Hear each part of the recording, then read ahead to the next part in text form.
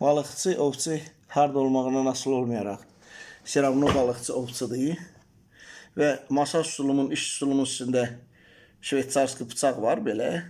Suvenir kimi asmışam mən. Ov balıq videolarıma baxanlar bilir. Butulkada da çay qaynadıram. Energetik içkilərin alüminium ya pivə qabı olsun. Kəsib ondan da qaşıq düzəldirəm. Yulğundan da vilka kimi istifadə eləmək olur. Yəni bu mənim gərəyim deyil. Sadəcə iş masamın üstündə suvenir kimi qalıb.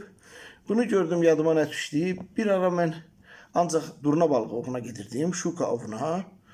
Və məndən çox profesional balıqçılar var. Cürbəcür nasatkalar filan aparmağıma baxmayaraq, ucduqlar. Balıq tuta bilmirdim. Kollektorları gəzirdik. Kürdəmir tərəfdə də bir xeylam kollektorları var, Bəhramtəpə tərəfə. Yəni ancaq sırf şuka ovuna gedirdik də. Və bir nəfər mənə başa saldı ki, həmən o nasatkalara şuka tutmaq üçün xüsusi ucduqlar var da, balığı imitasiya edən.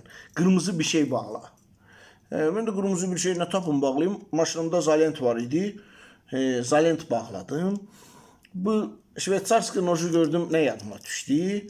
Yəni Allah eləməsin, apokalipsis başlasa və yaxud da ki, əlində heç bir şey olmasa, şuka tutmaq istəsən, blesma deyirlər. Birincisi, qaşıqdan da blesma düzəltmək olur.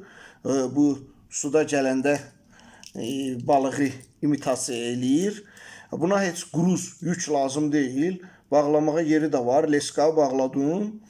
Sadəcə sənə kurçokları buna necəsə leska ilə bağlamaq lazım. Və bu fantaziya filan deyil. Bu qırmızıya niyə görə cumur? Yaradan canavarı, durna balığın yırtıcıları sanitar kimi yaradıb da ki, yaralı heyvanları yesin. Onlar da görüb ki, yaradan bunlara volya verib, tək yaralı heyvanlara cummurlar, hələ kimə gəldi cummurlar. İndi bu qırmızı rəydə çox yəqin ki, qanı imitasiya edir. Ona görə də məhz durna balığı şuka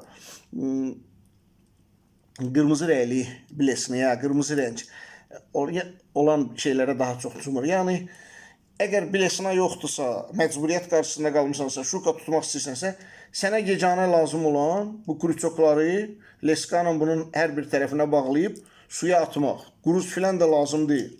Yəni, şveçarski nojun və fikir vermişsə, şveçarski bıçaqlar çoxsu qırmızımtıl rəngdə olurlar. Bu qədər.